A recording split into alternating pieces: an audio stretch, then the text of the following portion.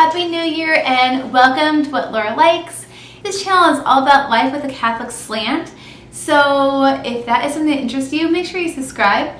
Now this video is different than any of the other videos I've done before. We are actually going to talk about how I YouTube, from getting an idea through the filming and editing process up through what I do after a video is published. I have been doing YouTube for about 10 months, so I'm still a newbie, but I've learned a lot of things along the way. And I know some of you are either thinking about starting a YouTube channel, or you have a new channel, or maybe you're just looking for some tips and tricks that you may be able to pick up in this video. Then that's why I wanted to make this video, was for you. So I'm hoping that you learned something from this. If you have a YouTube channel, link it down below so that I can check it out. Or if you're thinking about starting a YouTube channel, especially if you're just starting a Catholic YouTube channel, go for it. There's nothing to lose, and the more voices we have out there, the better. But this video can be used for anybody, whether you're Catholic or not. I just wanted to kind of take you through my setup and some of the things, the resources that I use that help kind of get my videos out there. The first thing you need when you start a YouTube video is an idea, right? So there's two ways to do this. You can either turn your camera on and just start talking, which I do sometimes, and sometimes that's what some of my best work, when I just pop on here and tell you from the heart how I'm feeling about something. The other idea is to kind of flesh out your video idea beforehand, sketch an outline like you would do if you're writing an essay, and some people even script theirs. Now, for today, I made sure that I went through and kind of wrote out the points that I wanted to touch on, because I wanted this to be a really organized and succinct video. And just for your channel, you can talk about anything you want to, right? But the more of a niche that you have, the more people are going to be able to rely on you for that niche. So right now I'm getting into eating keto. So I am devouring videos about keto. Now if someone only had one video about being eating keto, I might watch it, but that's not going to be as relevant for me as someone who their entire channel is about keto. And for my channel, I'm a Catholic mom. That's kind of my main shtick here. And then once in a while I'll go off and talk about other things like today. But still, this has to do with being a Catholic YouTuber, which is kind of my deal. So just when you're about to go into the YouTube world, and this does come kind of naturally as you make more and more videos, to kind of see, first what people are into, but also, what is you're kind of being guided towards. And it can develop over time and it can change over time, and that's totally okay. Just keep that in mind. So in terms of the setup, so I am very blessed. My husband pulled some strings and got me a really nice DSLR camera. It's my first one. Before that, I was just filming on my phone. 10 months of filming has been done on this guy and on the iPhone 7, which was before this. So this is an 8 Plus, which I got because it has a better camera. It's big, capacity wise, it's like a computer. And this took really nice videos. That's all you need. So don't let anyone tell you need anything else. I do have a tripod, and I bought a little connection that goes it holds the iPhone like this, so that you can stick it on the tripod, and that is incredibly helpful. And then just 2 or 3 months ago, I got a ring light. Totally game changer. You can film any time of day or night. It definitely makes the picture look crisp and clean. You don't have to always film from a window. And so it gives you more variety. If you are just starting out on YouTube, I would say don't worry about the ring light. Don't worry about the DSLR unless you already have one. And really just grab your phone. Most of you have a phone that's decent. And start there. In terms of audio, I don't have any microphones at this point. I plan on getting one just because I feel like I'm kind of shouting at my camera. But when you edit, you can turn up the volume, and as long as there's not any kind of background noise, that seems to work really well for most of my videos. So really get an iPhone, get an idea, and get filming. All right, so the filming takes me, 20 minutes max, right? Depending on how, 9 to 20 minutes, depending on how long I end up talking at myself. The main thing with YouTubing is the editing. it can take a long time, especially if you're new. So what I do is I use iMovie because I have a Mac. Now, if you don't have a Mac, I don't know what your program you use. I'm assuming a program comes with your computer. If not, correct me in the comments below. But I use iMovie. And the way I do it is I upload the video or videos, depending if I have like multiple clips, and I just watch it straight through and kind of get a sense of the idea. If there's really obvious pauses or whatever, I'll delete it. But you do need to know that as a YouTuber, you're going to be watching your footage like over and over and over again. So you better enjoy editing or find a love of editing, or else it can be tricky. Like I said, you need to have an idea for your film before you start. So sometimes, like at least for me, I will go off on a tangent. Now, my tangents to me are brilliant. They always contain just these great ideas and thoughts, but they're not pertinent. And unfortunately, a lot of them hit the editing floor, or whatever that term is. They get cut out. And sometimes I'll go, oh, I'll put that in a video. I'll cover that topic another time. Sometimes it just leaves. Sometimes I'll keep it in, but I feel like it affects the video's flow. And that's just something I've learned over time. Also, like I said, spaces, babbling, I do this weird like click with my mouth that drives me nuts. So I'm assuming it would drive you nuts. So I take that kind of thing out as well. Then you also need to think about if there's guidance to your viewers that you could add in through things like transitions, titles, images, that kind of thing. So iMovie has some built-in transitions and titles that will work. It's not the best, especially for branding. Branding is kind of like where I'm going with my channel this coming year, 2019. I want to brand more, like get some fonts and things. That's for another video. But when you brand your stuff, it definitely takes it to a next level. You guys don't need to worry about that if you're new. Just know there are titles and transitions and things like that in there. Those do help your viewers at times kind of, one, have some breakup, especially if you have a transition and you kind of like bump your music up for a minute. It kind of gets people's attention. It's like, oh, it's another topic. So that's something to think about. For music, you can go to the YouTube creator section, and I think it says creative in your creator studio, and it has free music. Some of them will say you need to include this description, and most of them just say go ahead and use it.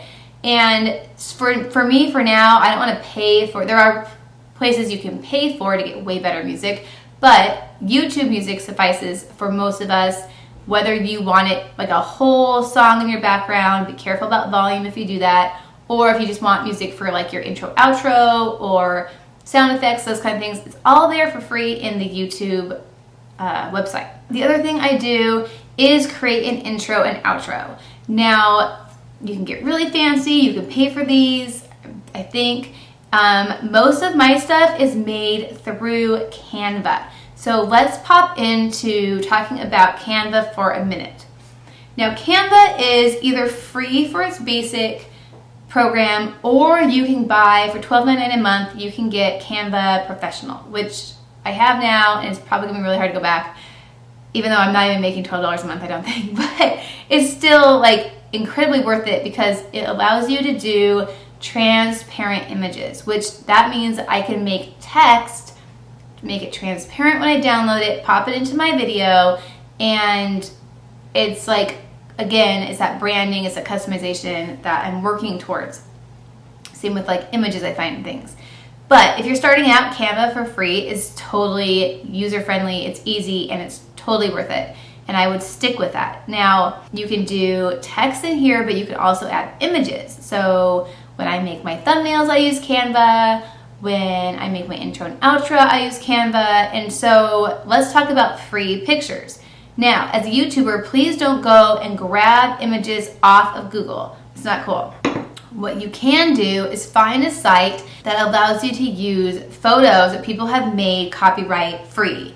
And so the website I always use is called PixaBay. You can get an app for PixaBay, you can get an app for Canva. If you're going to do everything on your phone, I am not blessed with being able to figure out how to do everything on my phone. I love using my computer for editing. I know a lot of YouTubers will do everything on their phone, and that's impressive. But again, PixaBay has lots of free photos. I think you can pay to upgrade to get like the better stuff. It's really, really helpful. at least for that I found, to just create transitions. Also, you can make social media posts, which I'll talk about in a second. Okay, so stepping back a second. So let's go back into iMovie or whatever program you're using. After that editing is done, I have my music, I have my transitions, I have my intro and outro, which you want to make a space for when you add your annotations at the end on YouTube, or there's a subscribe and like a watch. If you guys watch YouTube videos, subscribe, and like these videos may interest you kind of thing, like have something like that on the end. So you have everything ready, you're ready to upload. I just click upload from iMovie, and it takes about 30 minutes to upload a 10-minute video. Make sure it's private. Make sure you actually adjust some of your some of the titles and things there. Don't worry about tags yet, but just because some of that stuff gets embedded in your video, I think, and so it's better to be safe than sorry with that kind of thing. While that's uploading is when I do my thumbnail for YouTube. Please create a custom thumbnail for YouTube. Now, you can do it two ways. I always just take a screenshot of some part of my video and turn that into my thumbnail for the most part, because I think it's more authentic. I like when other YouTubers do it, and so that's just where I come from. You could also take a separate photo, like in the same environment. Like if I took a photo that was more posy, you can do that as well. I've done that in the past. Think about branding from the very beginning. Do you want to always have your face in the thumbnail? Do you want it to have a certain kind of text in your thumbnail? That's the kind of thing that you can address when you start using Canva. You upload your thumbnail after you screenshot your picture, and then add your text, change the coloring if you want, like whatever it is, and then you download that, and then once your video is fully uploaded, you can add a custom thumbnail. Please always do that. It makes a huge difference. I personally like to add text to my thumbnails because I think that when I'm scrolling through, the text on the thumbnail is what grabs me typically, and then the description, and then I read the title to get a fuller sense of what's being covered. Some people use like teasers. It's really important to kind of think about who your ideal viewer is and what will appease them. And I'm still learning this, you guys, because like I said, it's been 10 months. I'm just trying to walk you through like the process I do right now that's gotten me to where I am, which I still have a super small channel, but I thought it might be helpful. So then we're getting into like the YouTube world on your computer or your phone as you're editing. As a side note, I highly suggest downloading the app, what is this called? YouTube Studio. It looks like a YouTube with a cog. I'll put a picture up. The YouTube Creator Studio allows you to edit your videos, but it also allows you to dialogue with your viewers, which I will talk about in a few minutes. So, YouTube. The first thing you want to do is make sure that all your videos are in the same category. I think mine is people and blogs. You can also have like a how-to and style, I think is probably another common. So you can also do like how-to and style depending on like what your videos are about, like if you have more of like a how-to video. So just pick some category and make sure that all your videos are falling under that category so that YouTube can kind of, with this analytics, match you up correctly. And then we come to the description. You guys, utilize your description. There is so much space in there. And my biggest pet peeve is when I watch a video and I go to the description to like maybe, I don't know, see if they have a Facebook page that they mentioned, or see if they mentioned a product that they're talking about, and there's nothing. And it's just, to me, it's really unprofessional. So the description takes me like 30 minutes of video to do because I put a lot of stuff in there. If you guys go back and look, I love so many links in there. So some suggestions for your description are as follows. A short description of what your video is about, because your title might not cover it and your teaser on your thumbnail may not cover it. So list out like either list topics, give them an overview of what you're talking about.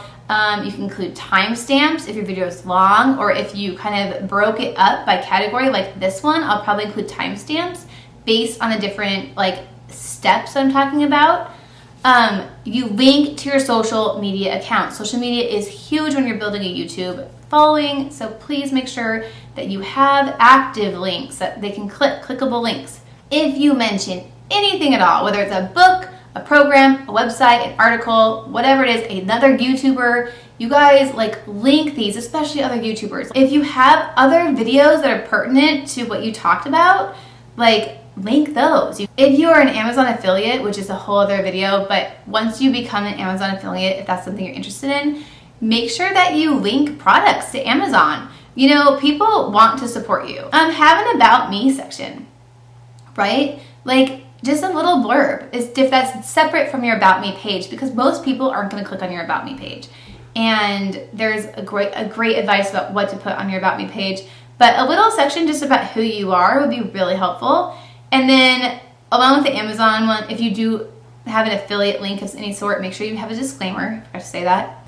And then finally, you know, add hashtags. You can add 3 hashtags and they show up at the very top of your videos. And what people can do is click on those hashtags and other videos that have those hashtags will pop up. It's pretty amazing. For me, I like to use hashtags as a way to kind of let people know like core ideas or core like ideal audiences, like based on my hashtags. All right, then we come to tags. Now, there is a tool out there called Google Keywords. They've changed it since I started YouTubing. Now it's like you have to pay money to use. It looks like the majority of like the information, they don't show numbers anymore.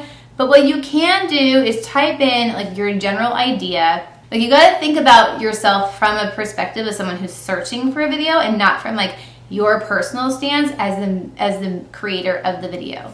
Those are great things to put in your tags. So the keywords that come up, write those out in your tags. Tags can be more than just one word. Also, another idea is to type in the search engine in YouTube. Like when I say I'm talking about the Catechism of the Catholic Church, I'll type in catechism and I'll see what comes up, and like things like catechism book, catechism for kids, catechism for adults, catechism of the Catholic Church. You know, those things come up. I put all those in my tags because that way if someone's searching for one of those, my video hopefully would be one of the suggested, like the search results, right? Also, always include in your tags your video name. You can put people's channel names, your channel name. You can put people's channel names that are relevant to yours. So if you know someone, especially if they have a bigger channel and you're trying to grab some of their subscribers and show up in the suggested video feed, like that's an awesome way to put their names in your tags. Totally legit. And also include the title of your video in the tags. Okay, end screen. Always use this. Always show other videos that you have that other viewers might want. Even if you only have 2 videos, right? Then just say last video or whatever. Just, you're trying to keep people on your page. So, and you also want to get subscribers. So you got to remind people to subscribe. There's a lot of times where I'm like, oh, I haven't subscribed to this channel yet, but she just told me to subscribe. I look down, I'm like, see the red subscribe, and I click it. No harm. It's easier to subscribe and then unsubscribe later if it doesn't end up working out. And trust me, I've had many people unsubscribe to me. Okay, so besides like the end screen, like the annotations, you can also use cards. Cards are really cool. You can send people to other videos you have. You can send them to other channels that you mention, and they show up. They don't automatically send you off a page, right? They show up kind of on this like what watch next, which I love because you don't want someone leaving your video in the middle of it, ideally. I heard a really cool tip the other day, and it was that once your video has been up for a few days, look at your analytics and see when people are dropping off, because typically people watch between 3 and 4 minutes of your video, like max. It's sad, but it's true. People have really short attention spans these days.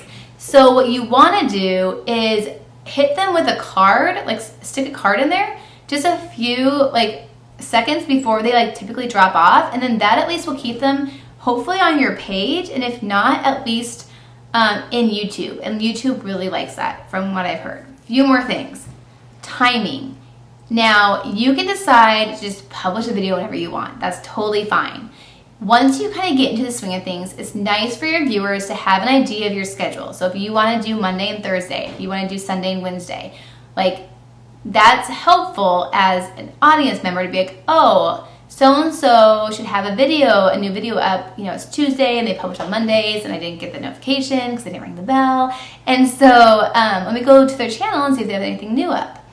That's helpful. The other thing you can do is look into some statistics about when videos typically get the most feedback, but you just do your research and decide what works for you. And at the beginning, I would just put videos up whenever. They say that when you're starting out on YouTube, 3 videos a week is ideal. You get better as you go and you're generating some interest. And when someone only has 5 videos up, like I tend to not subscribe yet because I'm just kind of like, where are they going with this channel, right? So you're not gonna get a ton of subscribers when you have a really small channel. But that said, also make sure that you aren't just putting up videos to put up videos. Like really make sure that every video is something that you would watch and that adds value to someone's life, whether it's entertainment or like this, like educational or some other reason. Oh, the other cool thing is you can schedule videos in advance. And so you can ideally schedule, 7 a.m. twice a week. People know 7 a.m. Eastern or whatever time you are, they go up. And the key though is to be present at least on the day that you publish your videos. Say you know that if you publish your videos at 8 p.m. Tuesdays and Fridays, that you're gonna be available to interact with your audience, then do that.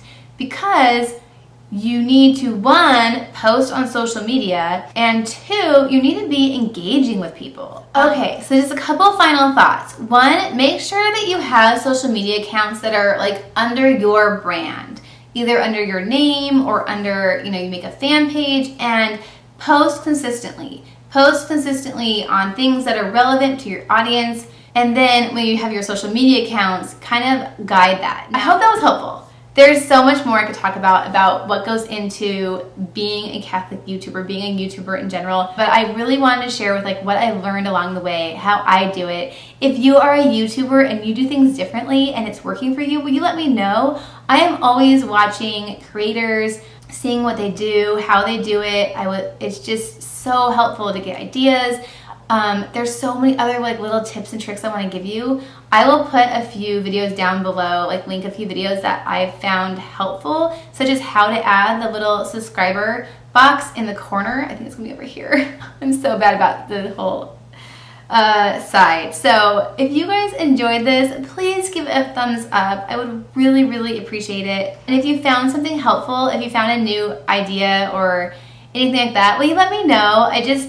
I love being helpful, and I know that I love the humility prayer, and one of them is free me from the desire of being consulted. So I actually cringe when people ask me my opinion these days, but at the same time, if I have something helpful to share with you, I definitely will. So God bless each and every one of you. Have a beautiful day, and good luck in 2019 on your YouTubing journey.